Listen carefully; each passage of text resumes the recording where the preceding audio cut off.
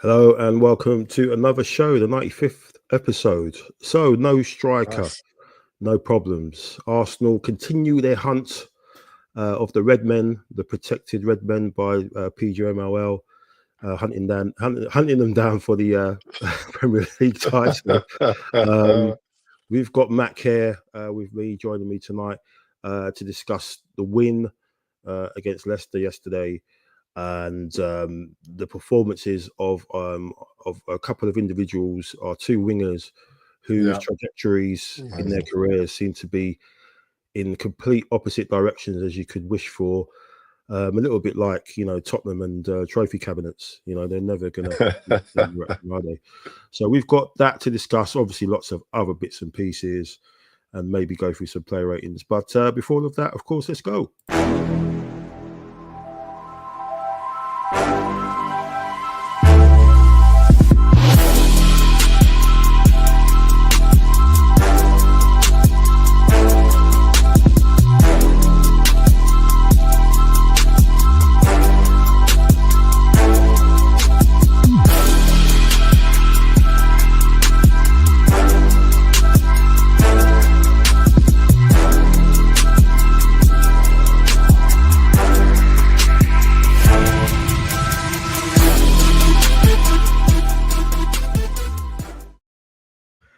Hello and welcome, Mac. How you doing? It's been a long time. I'm good. It's a pleasure to be back here. Thanks for inviting me back, Mike. So, it's great to be here. It's half term, and it started. Second half started quite nicely, and and ended quite nicely, and here we are. So it's a positive show, but there's lots of things to unpick. So looking forward to it. Of course, no. Thanks for coming on, and always appreciate your time. So let's get into it. As you can see behind you, Arsenal come away with 2-0 winners in a tricky lunchtime fixture. I hate the lunchtime ones. You always 100%. You get a bad result and it kind of messes up your whole kind of weekend, and you're kind of thinking, "Oh Christ, what the hell's going to happen?" But no, we started off pretty shaky, didn't we? It wasn't 100%. that great. We're probably thinking of Dubai and coming back from Dubai, the 10 days. Obviously, we had the blow with Havertz, which we'll discuss a little bit later. But do you think that the start kind of had a bit of a hangover of that, sort of the haze of of us going into that start, or was it just don't be silly, just try and keep control of the game and just see what Leicester are about? Obviously, you had Vardy up there trying to do his stuff. A bit too old now.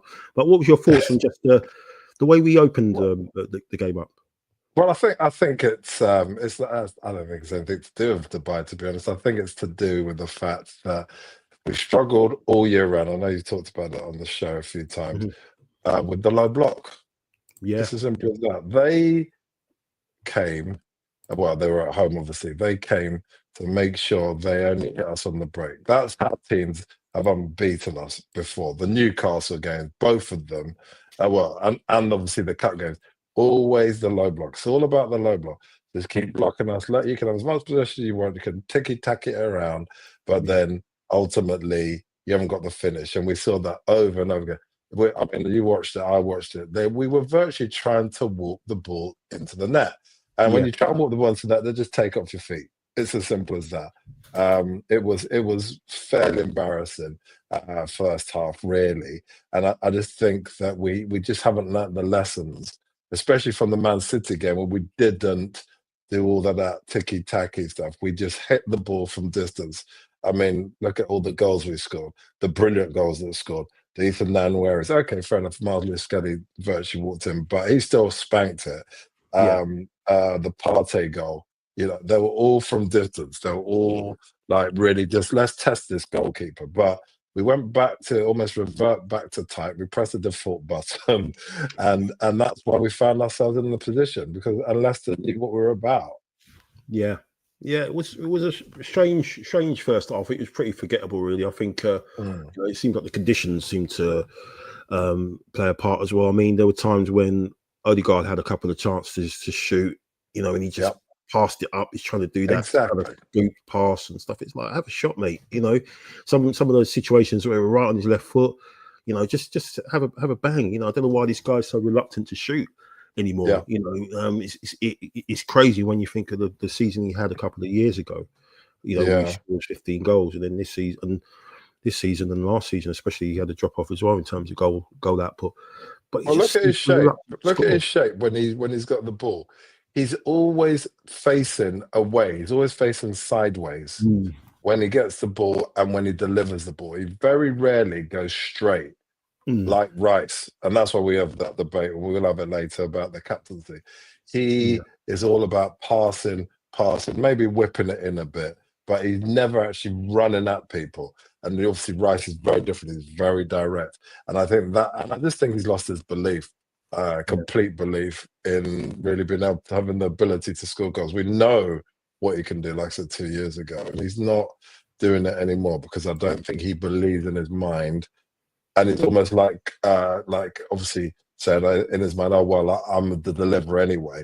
But, you know, he needs to contribute goals, and we need him to contribute goals, but he's not doing it. Yeah.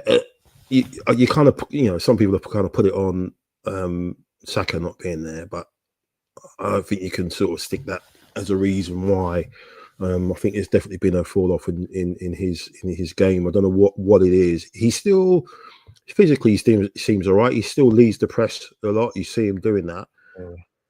He's just his reluctance to shoot. I don't know what's happened there. I think there's a couple of things that I'd say have been factors. I think, you know, we've talked offline about the fact about bringing players back too early. Yeah, we rushed him back. There's no two ways about that. Because we were desperate. So we rushed him back. It's very uncommon because Arteta's risk averse to bring people back out. So bringing them back early, I think, is an effect on him. He looks really, also, he looks definitely like he's slimmed down, or he's almost gone if you look at him. Yeah. I don't know what's happened now. That's not something with his health or something. But the rushing back, he hasn't got the muscle mass. He's had a kid, a baby, and we're fathers. We know what it's like in those first few months of having a kid, the sleep deprivation, no matter how much help he's got. So there's a lot of little factors like that, which I don't think that he when he came back, is fully fit. He didn't have the chance to do some weight and build up that muscle mass again. Plus, obviously, the baby. That's my kind of thoughts. And obviously, the pressure of being a captain. Yeah, it could be. I think there's a number of, I think it's going to be a number of things. I think the injury, I think the demand still and what he needs to do, the extra demand that he needs to do. You know, he's dropping really deep in the second half, and obviously that led to the second goal, which we'll talk about in a bit. But yeah, I think it just seems to be a combination of things. I think it's the demands of the last two seasons as well, because we've been pretty full on it for the last two, you know, title tilts we've done in the last couple of years. So I think there's probably, you can see it, all the key players have had an injury or a big one, you know. So I think it's kind of just almost like a down season, and you kind of hope that we can, you know, come back next season. And obviously if we can end up, you know, winning the title in a down season, if we can manage to nick it, that's going to be even more amazing, isn't it? When you think of all that would be nothing short of a miracle. But let's talk about another player who is on a downer, and that's just this guy, Raheem Sterling. I mean, his first half performance, I mean, it was frustrating, but it was sad as well, you know, because you know what this guy has done in the past, and even he did some bits for Chelsea when he went there. I think he scored 11 goals last season for them, and then but he had his moments. I remember, I think they played an FA Cup game against, I can't remember who it was against, but he I think he took a penalty, he missed it. I think he had a free kick which ended up in Rose, and he just had a shocking game. And it just seems like since then it's just been the same. It's just continued, and I don't understand. You know, he's been there for so long, he's not been given minutes, and then he has been thrown in, and you think, okay, it's because he wants to get used to the Arteta system, you know, the way that we press everything and everything. But that first half performance, man, yesterday, not just the first half performance, it was just his whole, you know, until he got dragged. It was really, really bad, man. And what do you think we do with that? I mean, because we're kind of obviously we're short, as you know, in terms of numbers up there. But yeah, just what's your thoughts on that? I think first of all, thank the Lord that he's on loan. Yeah, I think the bottom line is I don't know, it's horrible, but yeah, I'm going to say it. I'm just going to get the elephant out of the room. He's on loan. He's going back to Chelsea. Thank the Lord. yeah, So that's yeah, the first thing we have to. We're not worried. We haven't got a guy like we've had before. When we've had loads of guys like this who almost feel like they're doing us a favour playing for Arsenal. yeah, And I'm not saying he's like that, but I just think he's in a situation where he's come. Arteta's taken on a romantic notion of what he was like at City, which was the kind of yeah, last time he played any decent football. Let's be honest, Chelsea, like I said, he played a bit, but it was all scatty. So I think that's the first thing. Secondly, I just think he's past it. I just think his time is done.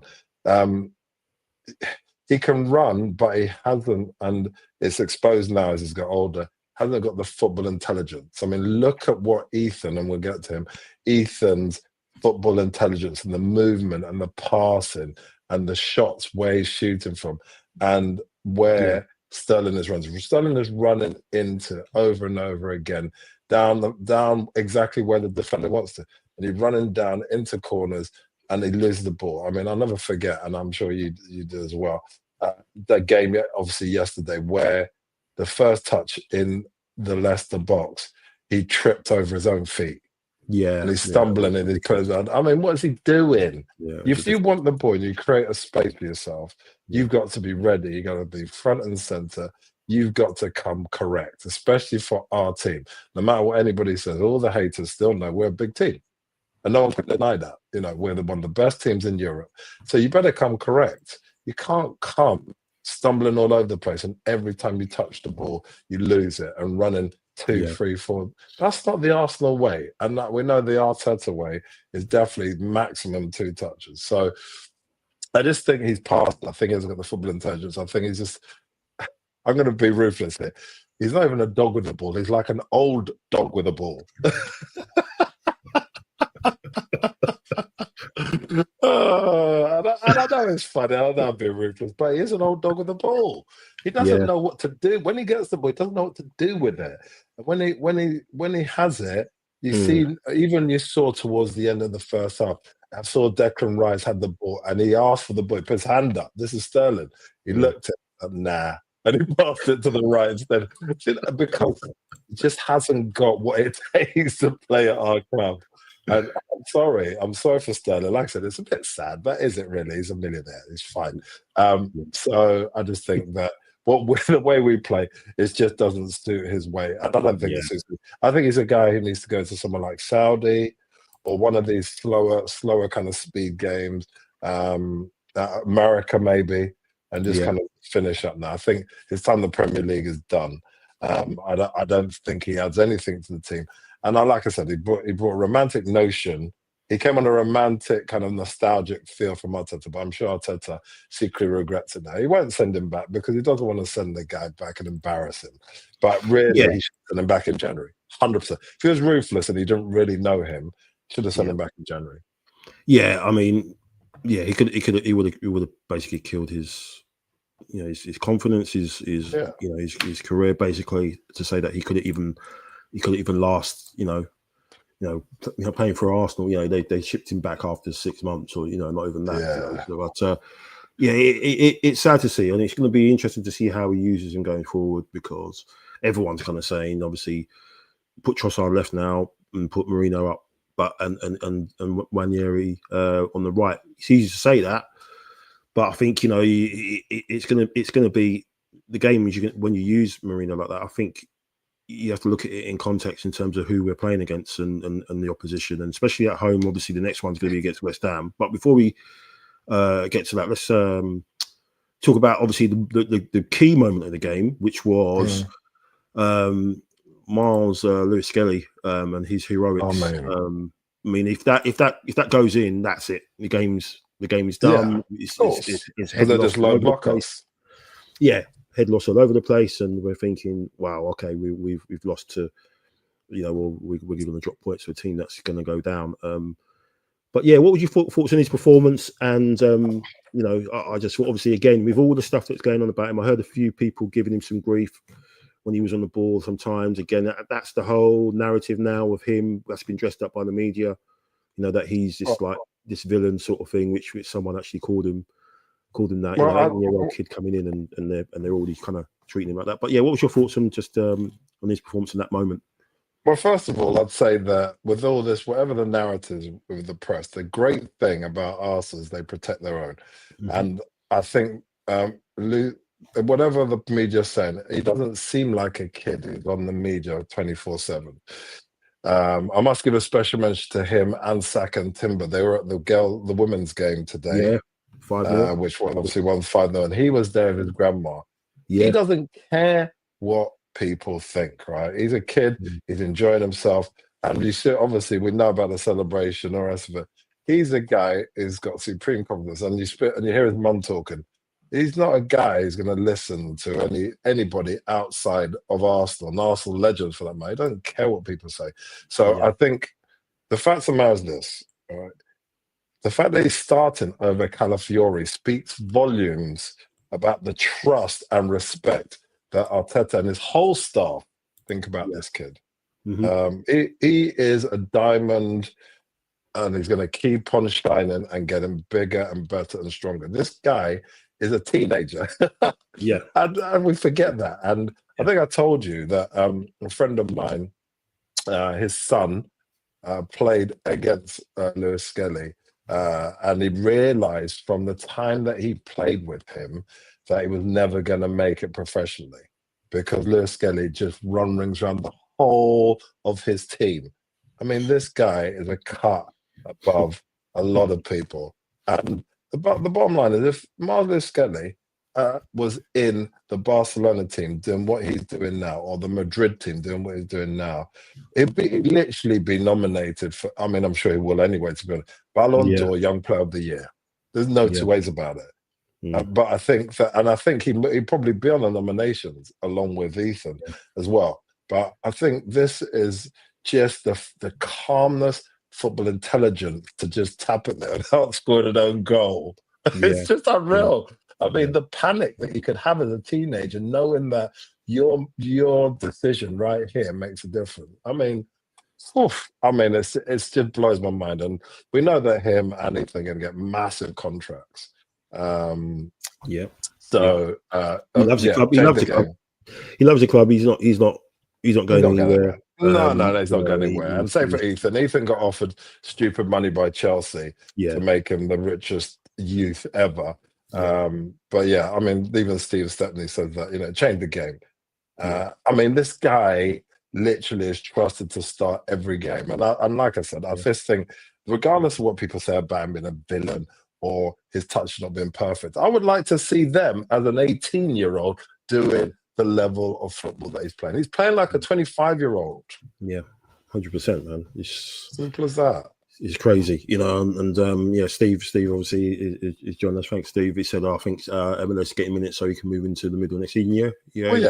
Agreed. That's going to happen. Of course it is. He's definitely going to move into the middle. There's no way he'll be wasted where he is. We know that, but when Ben White is fully fit, and I think all these people are getting saved really for Champions League. Ben White's fully fit, he starts. Yeah. And we know, obviously, then Timber moves to the left, which is really what he was brought in for. We obviously, the two boys in the middle are staying and the boys in the middle. Okay, so that's not going to change. That situation. Okay, so he's obviously going to move in the middle. He drives the ball forward like Ethan. He's not a side player. Yeah. He's a forward player. He moves the ball forward. So of course he's going to do that. So you got to think about whether the kind of Trossards of the world will stick around, because obviously he'll probably be benched because Lewis Skelly is a starter. Yeah. It's going to be interesting how the dynamic, plus all the people who potentially could come. We know the names that are out there, which we could talk about later, the Nico Williams and the Sescos. So it's going to be interesting. But he's a starter, and he's proven it week in, week out. We've had the Kyrgios of the world come in and not do what he needed to do, but Lewis Skelly does it week in, week out without failing. Yeah, at the highest level. So yes, I say. You 10 out of 10 for his performance, regardless of little mistakes here and there. Yeah, himself and Ethan Nwaneri as well. They've just been tremendous. I mean, we'll talk about Nwaneri in a minute, because I mean his performance had the likes of Joe Cole, who was commentating. He was purring about him during and afterwards as well. And you're right. If he was playing for Barcelona, with their Pedris and your Miles breaking through. We heard all about them when they did. And everyone's hearing about how good this kid is. I mean, it's ridiculous, right? The assist for the goal. Every time he got the ball, it looked like he was going to do something. He had a lovely little run in the first half where he went between two players. He hit the woodwork twice. I mean, it's scary. I mean, he's a lot more. I wouldn't say more humble than Skelly, because I think Miles Skelly is humble, but he just seems very more colder than Miles is. Well, I think they're different characters. I think Marcel Yeah. Skelly's a bit more of an extrovert, and Ethan Nwaneri is an introvert. That's what I'd say about the two of them. I'd say that Ethan, you don't hardly hear from him. He doesn't really celebrate his goals. He just gets the job done, and enjoys it. And even when you hear him talking, he's very quiet and he's very meek.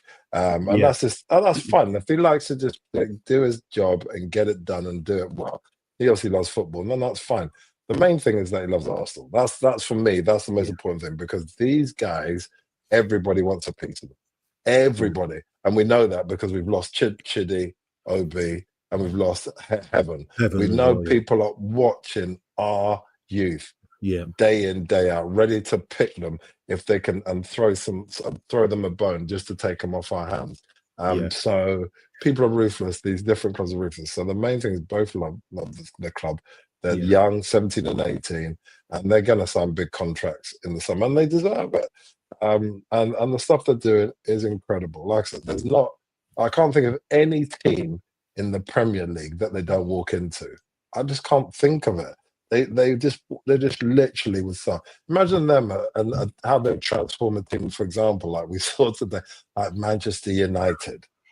I mean, they would literally transform that team from losing virtually every game to at least getting a draw, getting some sort of result, to even winning some games.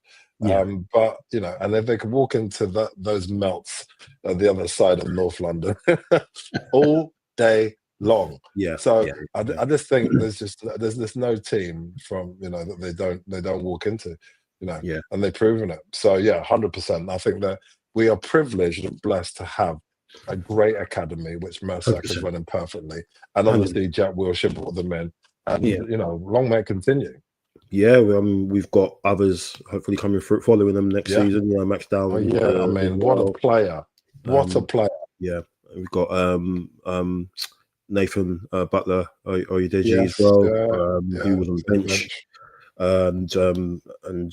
So there's a couple there in the pipeline. It can be interesting to see, how they feature, in the summer, looking ahead. Because obviously seeing what these two are doing, it's a pathway, isn't it? It's for everybody else behind them to see that, if you'll get an opportunity. Obviously, they got the opportunity because there were injuries, and you kind of think, well, if Calafiori weren't as injury prone as he was, the problems with Tomiyasu as well, Ben White, which meant that Timber was basically fixed over on that right hand side as well. So you kind of wow, if it weren't for that, would we have seen these kids as much as we would have seen them? I think the plan was always for them to be integrated into the team because of their quality, but you just wonder how much it's fast tracked them. And it's a good thing, and it's also not so good really when you don't want to load them with too much, because we've seen what's happened with Saka, haven't we? In terms of that. But I don't know. I think my personal feel, and I know he said it like in a Wengery way, and I kind of agree with him. Arteta said, "Take the handbrake off." They're ready to take the handbrake off. You got to play the card you're dealt, right? We know every season someone's going to get injured. We've been lucky the last 2 seasons, let's be quite frank, and that's why we've been able to mount and finish, unfortunately, second twice. But the bottom line, you deal the hands that you're dealt. Our players are injured now. They've, like I said, as you said about load. They didn't have people who could take their position. Ethan wasn't ready to replace Yeah, Saka halfway through a game if he was time. And now these players are proven that they can do it. So we know now the next season with Saka fit and Ethan fit, hopefully, that the load can be taken off Saka, which has always been a problem, as you said. That's yeah, why he got injured. The load was too much. His body just yeah, broke. yeah, But now we know there's someone to take it. And also, Miles, he can play anywhere along that part. He can play from all the way back, left back, all the way up front, all the way through the middle. I mean, so we know now that we're getting these people through who can actually help, because we've been talking all season and last season, didn't we? But about the fact that Saka just has to play every game, and that's just the way it is. yeah. Uh, Mhm. and there's no one to replace him. But now we know that it can happen. So even Saka's situation, when Saka came into the group, the main group, he came in with obviously Unai Emery when we had a lot of issues. Yeah, yeah, we did. Yeah, And we we had a did. lot of injuries, and he wouldn't have got integrated so fast either. But Yeah. he did, and look what happened to him. So I think it's a good thing. Mm. I think ultimately we know that next season they're not going to get as much time on the pitch, but they have to accept that, and I'm sure they will. But the bottom line is that we need them not to have as much on the pitch so they don't break down, and they can Yeah, actually go a whole season without getting injured. yeah. It's kind of scary that if we do get the players that we want to get in the summer, and we've got the body of players that we've got now, and they kind of remain, fit for generally most of the season. There's lots of options there, Yeah. and the squad depth is crazy. If we can get all of that done. Um, Yeah. Well, apparently, yeah, I mean, I know this is just all speculation, but apparently Nico Williams, well, we've seen the picture of him in London, yeah, in whatever time, but apparently he's told Lamine Yamal that he's intended to come to yeah. Arsenal. I saw that story as well. But apparently, yeah, he's mentioned it to him. But I think Arteta is definitely on his case. He's the one that he wants, and I think his release clause isn't that great, really, when you consider it. I think it's just under 50 million, but it's the wages, I think, and I think we'll sort it. I think the fact that we didn't buy in January shows that we're just keeping our powder dry and just going to spend massive in the summer. I think we're going to pay the big money for Seska, and we're going to pay the big money for Nico Williams. I don't know if we'll get anybody else. I think all this talk about Isak, we're not going to get Isak. no, Forget not Isak. definitely. We're not paying 150 million for a player. No. No chance. Even if But I they, do think. yeah, Go go on, for it. sorry. No, I I was just said, going to say, you talk. no. I was just going to say, sorry, that I think I was saying if he gets out of the Champions League, if they don't qualify for the Champions League, then there might be a chance. They're seventh at the Mm, moment. It's pretty tight. It looks like fifth place is going to be getting you into the Champions League. But even that, mm. I think what they're going to ask for, they're going to ask for like 120 million or something like that for him. I don't think we're gonna do that. When you consider Mm. we can get two players and almost two players for that amount, which boosts the squad in that way, on the left hand side with Williams and the actual line. So I'm sorry. Yeah, Yeah, please, no, I agree. I agree with all of that. I think you're right. I think that, to be honest, I like Isak. I do like Isak, yeah, but in the big moments, he flopped. Like against Man City, what was he doing? That shot he took, and yeah, considering how he played against us, yeah, it just shows that I'm slightly concerned with that. And the thing about him, he's an average sized guy, but he's not a big, strong guy, and that's how we like yeah, to play. That's why we've got our man up front, Merino, doing what he does. The guy can do the Giroud, the Fellaini, the jumping high. I mean, the way he jumped between the two defenders and scored yeah, that header. I mean, that's Giroud. I said it straight away. It's Giroud, but a lot of people say yeah, it's Fellaini because obviously Arteta play Fellaini, but it's very much reminds me of Giroud. Just that strong talk. So we've needed that for a long time. Someone who we can put the ball in there, pop the ball up, and they can jump basketball style between. And yeah, it doesn't matter how many people around them, and just pop it in. We've obviously had yeah. Gabriel doing it in corners, but just as a striker position.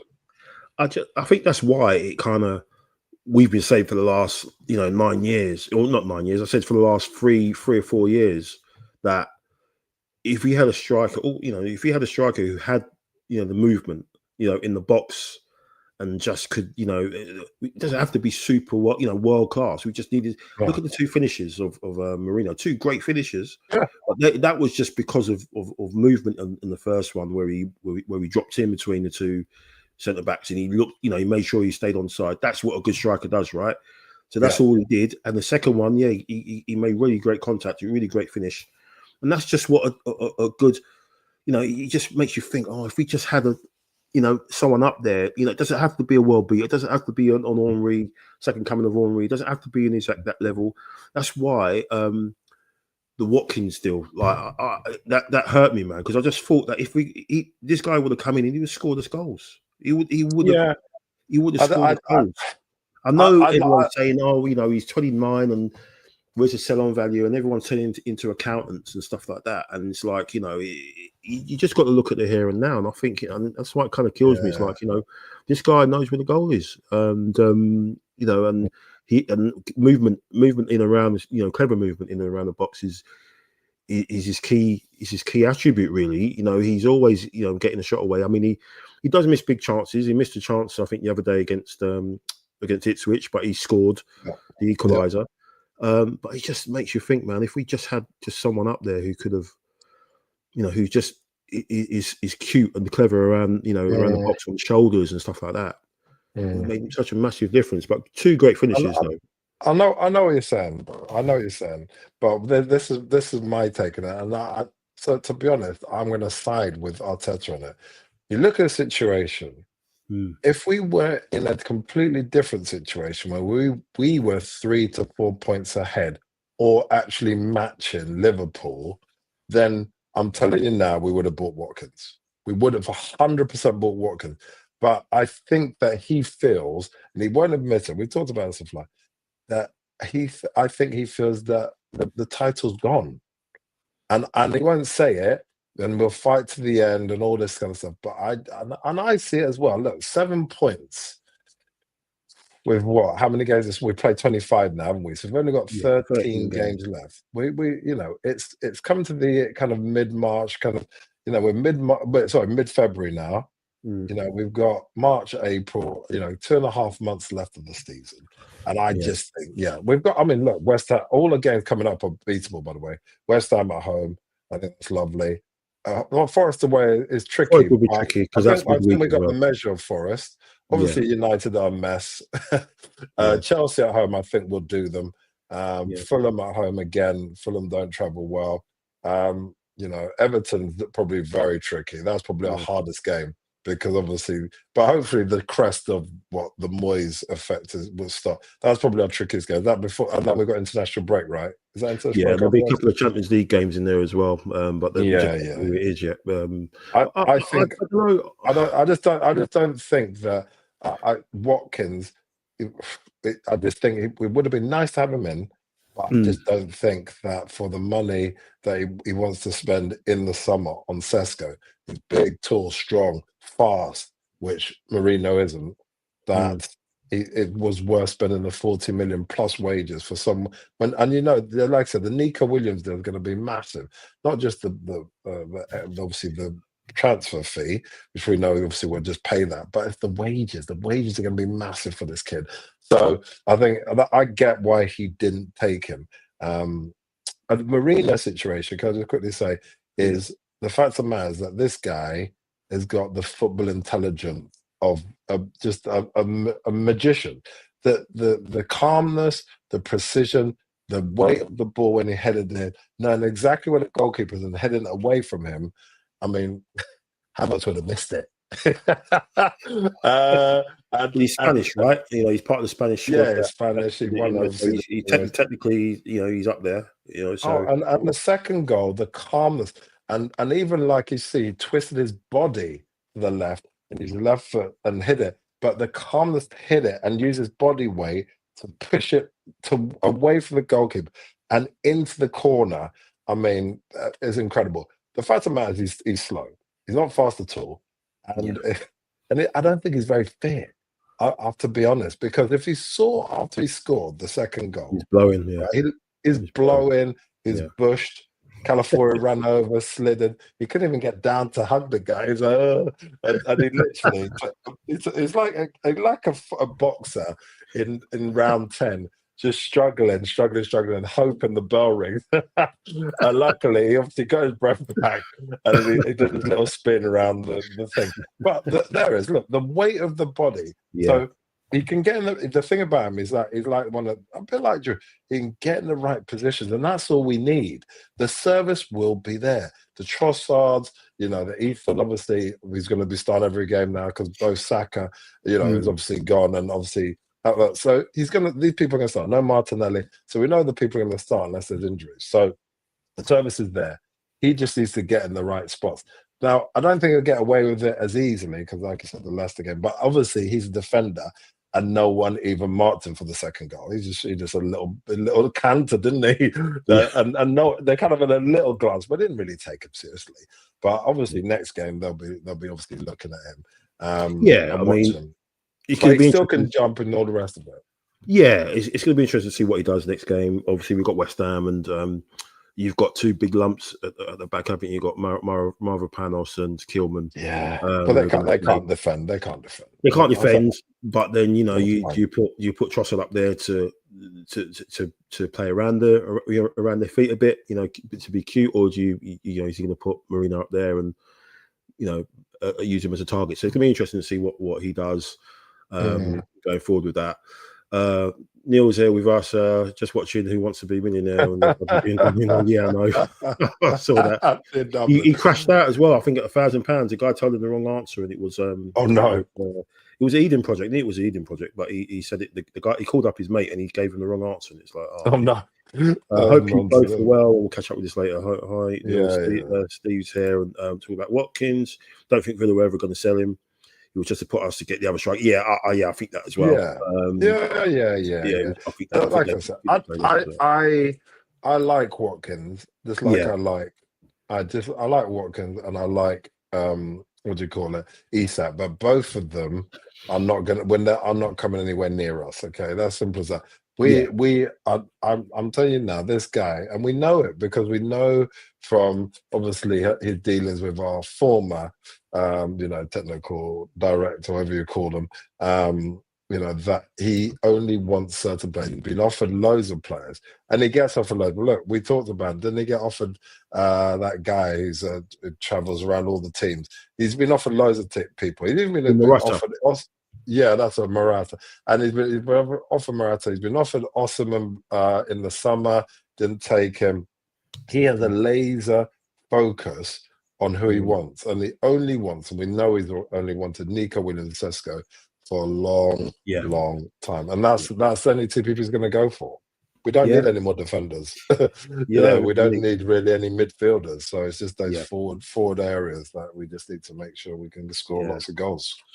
So I don't think it's good. But I think Merino, personally, Merino, Trossard and Ethan is a solid situation. And I don't think that Sterling, in all the nostalgia, should start any more games. I mean, I know it's tough and I know it's brutal, but if you're not adding to the situation, then what's the point?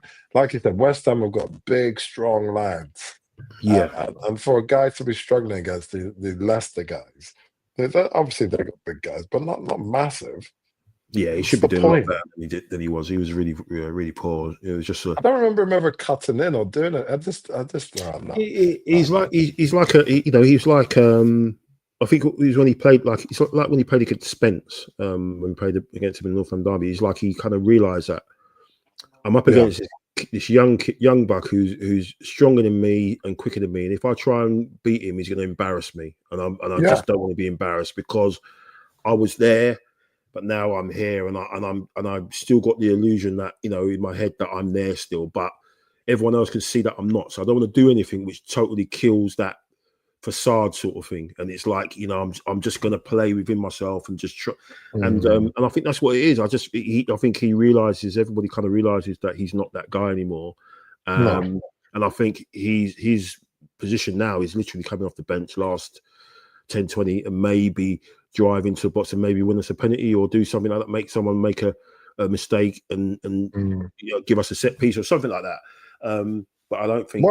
What I don't like about him as well is that he's lazy. Yeah, If yeah, he it doesn't if work. he if and he's been doing that for years now, where if he gets tackled or something, he doesn't get up quick. He just Yeah, kind of has a little moan, has a little stroll on. He likes to walk a lot, and this is very much football from 10 years ago. yeah, Every single player has to defend, just like every single player has to go forward with the ball. You've got to do both jobs. I can't remember seeing him ever try and attempt to tackle anybody. This yeah, guy is so lazy. Uh, and like I said, that he's easy to control. If you just take him down the channels, you never see him do anything special or try and nutmeg anybody or try and twist around somebody and yeah, look up and make the pass. He just runs and runs and runs and goes down the channel, loses the ball, and then they've got it back. The turnovers there. If I'd love to know the stat, but I'm pretty sure it's pretty high. Of all the turnovers that happened between us and Leicester, because there wasn't many, we had the ball 90% of the time probably. yeah, mm, We're down to him. yeah, yeah, Obviously, we got yeah, it back quite quickly, yeah, before they even got into our half. I mean, they had a few chances, didn't they? But yeah. overall, Obviously, the big one with Miles like clearing it at the back yes. post, and they had But a header in the first overall, half. I think Ndidi yeah, had a header which just went wide as well. So yeah, they had their moments, but yeah. yeah, man, it He, was. he just can't start a game. It's as simple as that. We have to go Yeah, with I what don't we think got. he can. I don't think he can now. And No. it's just again, what does he do? I mean, he chucked Tierney on, didn't he, towards the end as well? Yeah, And yeah, yeah. he might have But to we know remove him. Tierney's going in the summer, so he's got to Yeah, keep him fair. He's got to look yeah, after yeah, him. yeah, He's been yeah, a servant, and it's nice for the kid. yeah, But overall, I think that he just can't start games. yeah. Can I just change the subject slightly about Yeah, go. with Odegaard? So Odegaard, right? That's probably his best performance I've seen him this Yeah, season. But I still don't believe that he is the captain we need. And I know it's horrible. I know he's been good, a few years before, but I just think Declan Rice has risen to the top like the cream, hasn't he? I mean, he's amazing. I mean, tell me if I'm yeah, wrong. yeah. I think, yeah, I think there's definitely something there. I think obviously Arteta loves Odegaard. He's always talking to him whenever there's a break or something like that. But yeah, there's definitely seems to be a massive fall off in terms of his output and his demeanor. And like you said, I think he does look like he's lost a lot of weight. I mean, there's some pictures of him over in Dubai, and it looked like he looks so his legs just looks really really thin. I've never kind Yeah, of noticed that with him before. And yeah, Rice is stepping up. Wasn't his best game yesterday, but he he's going to give 100%. Every yeah, game, and he's going to. He kind of broke up the play, which led to the first goal. He won the ball back, exactly. gave it to Timber. Timber gave it to Ethan, and he done that beautiful cross. And obviously, when Merino did what he did, and yeah, he was always there. He got involved in a bit of pushing and shoving with one of the guys as well, Leicester guys, and you can see it's funny with Rice. He don't let it go. You see him jabbing away at the person and just keeps talking to the person. He loves it. So obviously we got his Declan Rice derby on the weekend. So it's going to be interesting to see where his head's at. I just think that I just think like kind of following up what you said. I just think that Odegaard is a nice player, rest of it, but he just isn't leading the team. And I've heard him talk about it as well. He said that I lead by my example, stuff like that. Well, that's all well and good, but sometimes people need to be shouted at. It's as Yeah, simple as that. Some yeah, people just need to be like given a jolt that actually you need to wake up and get focused. And I don't know what, obviously, they had a good chat probably at halftime, whatever. But I just think that if at halftime he wasn't the person talking, it would have been the Rices, the Gabriel, obviously Arteta, and obviously his staff. I don't see him as the guy screaming at people, listen, we are not going to allow these guys to get so far ahead of us. We've got to stay in this fight. You better give 100%. yeah, So that's my thoughts. And I think also the fact that, like I said, he's gone. We know that in the Premier League, you need to have muscle mass. You need to be able to stand up. Otherwise, people just push you off the ball. They don't care. and we've seen that. That's what. Yeah, we've seen it over We've and seen that over with again. him. The amount of times he's been pushed over, pushed off the ball, taken off his feet because he's not strong and he can't hold up the ball. I think that's the only good thing I'd say about Havertz is that he can hold up the ball really, really well. But that whilst we know that Declan Rice does that job in the centre of the park, and he's always talking, always pushing, always pointing, do this, do that. And we've seen that in other games as well where we've been losing. So I just think that he if he's not going to be captain, we know he's not going to take it off Odegaard, then, you know, you've got to give Declan Rice more of an opportunity. And I'm going to throw something, I'm going to throw a curveball, bro. So at the end of the day, I think the biggest problem we ever had, and I suppose it's criminal thinking about it's probably the worst decision. I'm sure Unai Emery made the decision, was to sack Xhaka from being captain. Okay? Yeah. Now we know that there was an issue or aspect, but you can't. And I know there's a lot of flux going on in the team, but you can't do stuff like that. You have got to stick behind your captain. You can't just because he has a problem with the crowd or whatever, take him off him. And remember, he was going to go, I'm sure, Jacques was going to go to Hertha Berlin. He literally signed the papers. And Arteta came in and convinced him to stay. Yeah.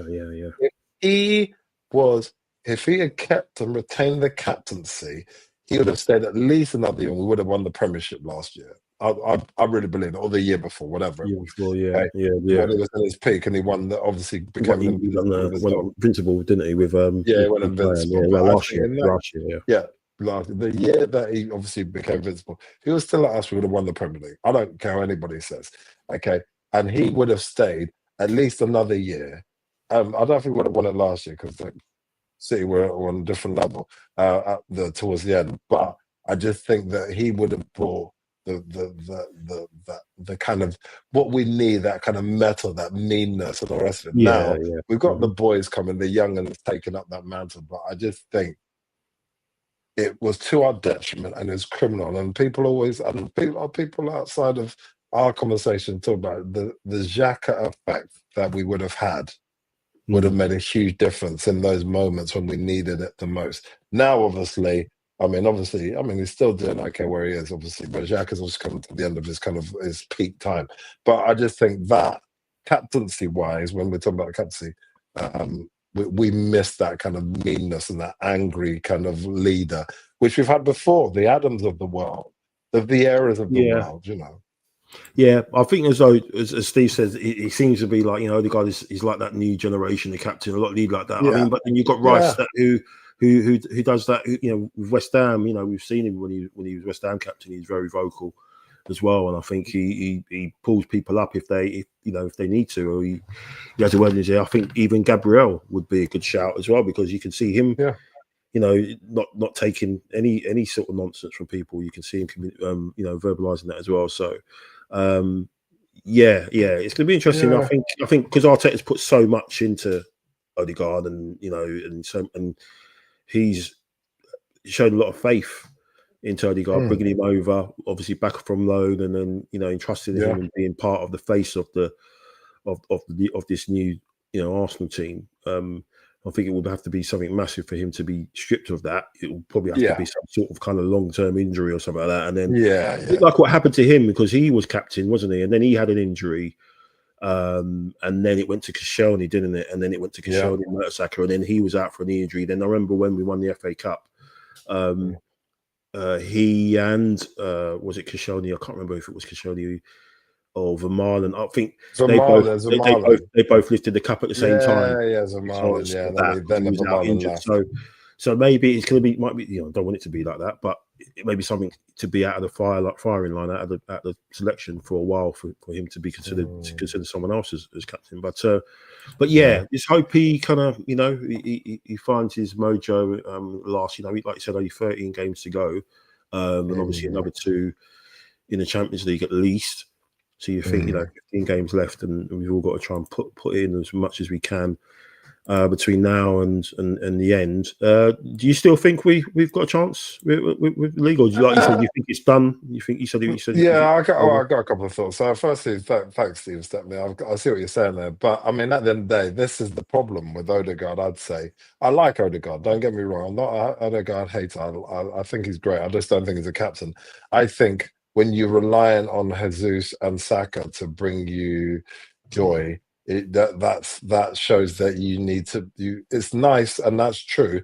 But one, Jesus, I don't think is going to start anytime soon, even when he's fit.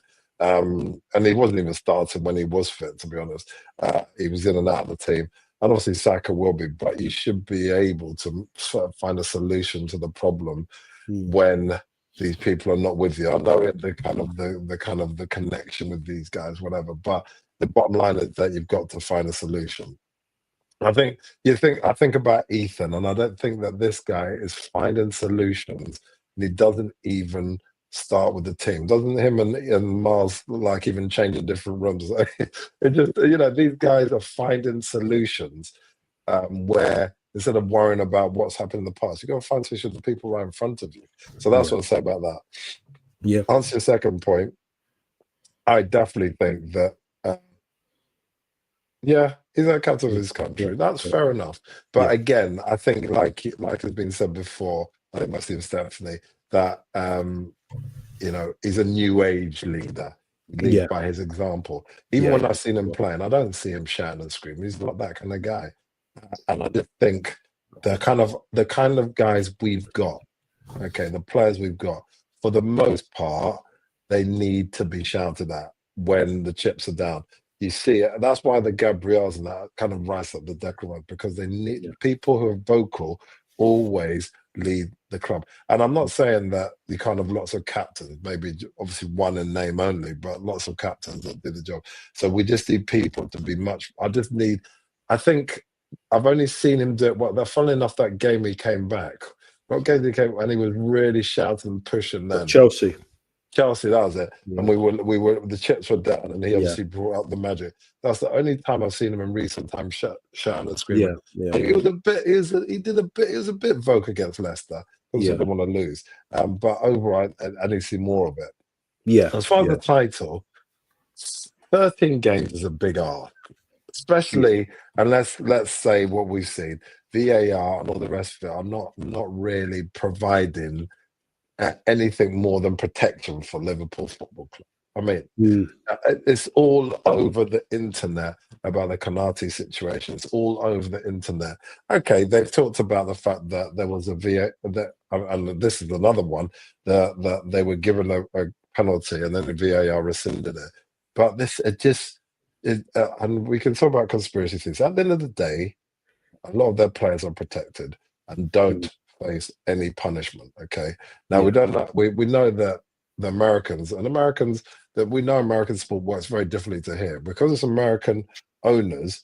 They're quite happy to trade up or get rid of people because that's how the American system works. They can't quite happily get rid of stars and trade them for various things. We see that in all the kind of sports, the basketball, whatever. So they've got no desire to keep people who are on the Virgil van Dijks, the Salahs of the world, because they're a bit older and there's no real resale value in them, really. I mean, Salah has, but not a massive one. So that's why I just think, yes, I've said it before. I think this season they're probably going to win it. Next season, I think they're going to fall away quite quickly in Liverpool Football Club because the people they've got behind them, the Curtis Jones, the Harvey Elliott's, all the rest of it, are just not great. They're okay. Kakpo's okay, but he gets injured a lot. He got injured. He wasn't even played today, did he? He didn't. He was injured. Yeah, he's a bit one-dimensional. He's almost like a Dutch Andros Townsend. He cuts inside and has a shot. That's all he does. Yeah, I just think they'll be there in the top four. But I think next season will be, and we've seen this guy. Was it Marouche who scored the hat trick? Yeah. I think City will be right up there, and we'll be right up there with them. I think it'll revert back to the kind of last years of Liverpool's Klopp. I think they'll be finishing around third or fourth. I don't think they're going to do right, but I do think they're going to win the league. I think. I mean, they've got It's going to take a miracle. It's going to take a lot of losses Yeah, and some sort of start. And we have to win all our games. Now, like I said, all our games up to Everton, I think, are all fairly winnable. But I do think that to win all our games is such a big ask for our team when we've got so many injuries. I think if people say, "Oh well, we went on the run last year," but last year we had all our players pretty much fit, didn't we? And especially the attacking 100%. ones. Havertz was on the purple patch and he was doing what he was doing. Saka was still there, and Martinelli, so even though Martinelli had a down season, he still was fit and he was able to contribute. But this time round, we're doing it with a Sterling who's just so out of sorts. I mean, we've got no forward. We've got Merino kind of helping getting us out of jail. So the circumstances are completely different, so you always got to look at things in context. But, Liverpool have got Villa midweek, and then they've got Newcastle after that, and then they've got City, or they've got City and then Newcastle, I think. So we've got some tricky ones.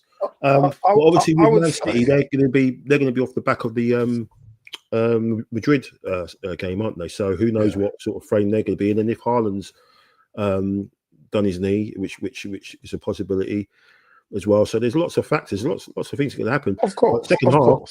Second half today, they weren't impressive, mate. They were hanging on. They were hanging on. Wolves played really, really well. But again, Kuna scored a great goal. We can look at them, but we've got to finish our dinner as well. And we've drawn too many games. There's obviously circumstances because we've drawn those games because of the red cards and the way we've been officiated, which is, again, as you said, completely different to the way they have been. It's. I think we know April. April is the month, isn't it? April's always been the championship rounds, isn't it? Yeah, March. I don't think there's many games in March because of the national break. But April is. Yeah, you're right. I've kind of said, look, if we can get to Anfield, and it's not been decided, because obviously there's been 2 more games after that against Newcastle and Southampton, and then they finish at home. But if we can get to Anfield, and it could be, and it's not been decided, then that would be great. And anything else apart from that will be a bonus. If it can be a case of, all right, we may be 2 points behind, maybe, and we know that we have to go there and win. And if we don't, then obviously we know it's over and done. But I think that's the only thing we can kind of have as a target. Just make sure we make them keep them honest as such. Absolutely. Collapse and get be buzzing after what Merino's done today and play West Ham. And obviously, they always try and raise it when they come to the Emirates. I just think the only way and I know it's bad, I just think the only way we get, because they've had what we had for the most part for the last 2 years before this year. They've had very little injuries. Yeah. And the injuries they've had cover for. So they Kanate injured the front part. But I don't remember Salah getting injured this season. He hasn't been. He normally gets one. He normally gets one. He's normally out for 3 or 4 weeks, but he hasn't had one this year. So if Salah gets injured, it changes the dynamic, regardless of Gakpo and the other guy. But I just think that he is so fit and doing so well. But we don't know. If he gets injured, like for example in the League Cup final, something like that, then it's a completely different ball game because he scores every single game, regardless of the penalty, which is a gift, or he doesn't have. Yeah, exactly. So it's just crazy. He's the only player. If Virgil van Dijk is out, it doesn't really make that much difference. He's okay, but he's not. As we said, it's not great, and he's obviously shown his age. But Salah is the key. If he gets injured, then we've got a chance. I think if Salah stays injured, we haven't got a chance. It's as simple as that.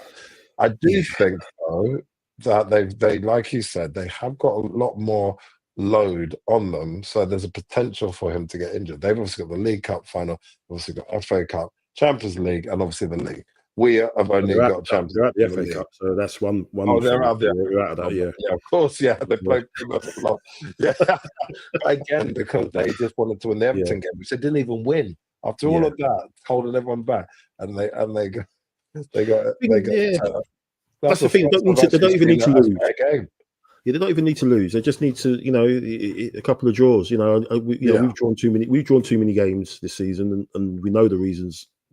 Some of them, the reasons why. But if we have the team, if we start literally with the team, everyone fit, plus our couple of new additions, next season, okay, if we had them even at the start of the season, everybody fair, we would have been up with them. But we Yeah, didn't. We had remember at the start of the season we had Thomas Partey and even played against Villa as well. Back at right back, all this nonsense. yeah. I mean, it's just he can't. He's just. I mean, he struggles even midfield at the moment. He had a bad game Yeah, against bad Leicester. game. Yeah, yesterday. Yeah. So playing him at right back or wherever he played, it just doesn't work. And we were all mixing it up and all this. So that's why we have not done what we've done. Jesus was injured at the start of the season, came back, got injured again, game over.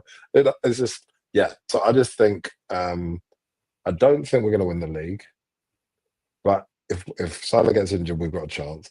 I do think we have to load and front load the Champions League. I do think we've got a chance at the Champions League. I think that considering what we've got on with no domestic cups, we have got an opportunity there to take it. Which is very rare that we're not in the FA Cup, or usually get that to the League Cup, but usually FA Cup we usually get a bit further along, don't we? But with that kind of load, we didn't miss any games because of storm, or we're not behind in any games. Obviously we finished in the top 8.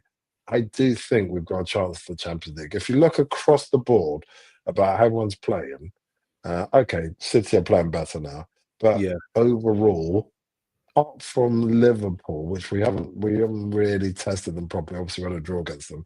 Yeah, I think we've got a chance, and obviously they got more load on them anyway.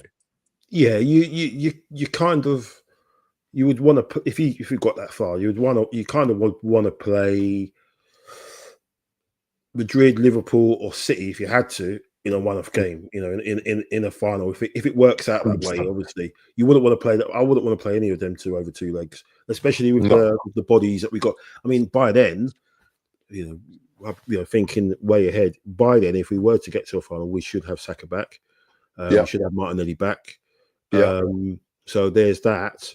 But there's a good chance. But again, it's just look at the bodies and what we've got. If you had Havertz, so you think, yeah, okay. But you just have to see how this no striker works out. Is it going to be a continuation of Merino just being a sort of a wild card and people not kind of knowing or underestimating him really because like I said, those 2 finishes were so sort of efficient. Really, they were really clinical finishes. I just think, and I said it before. Everyone was all crying and moaning about the fact that Havertz got injured, but I saw as an opportunity for other people to come in.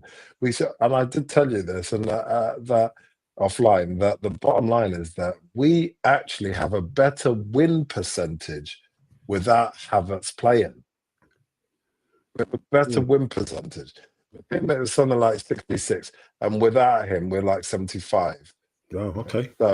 So the thing about it is that if we're brutally honest, he misses so many chances. He does. And Mikel Merino had 2 chances and put them away. I know that he hasn't got the pace, but he doesn't need to have the pace. The bottom line for me is that I think that he can do a good job. And I know that, like I said, it was a soft team, fine. Leicester tried their best, but obviously the ball swinging in, their 2 defenders didn't jump. When you watch it back, he's the only person who jumped. The second goal, they didn't even mark it, so and they didn't even. I mean, if the ball's coming right across your goal to the other side, obviously we know the quality's low. So at the end of the day, yes, it'll be a different game for the next one. But I do think he can do the job we need. I do think that against West Ham, he's perfect for the West Ham game. He's going to be strong. And he's going to hit it, and he's going to hit it on the button. It's just a question of the goalkeeper can stop it.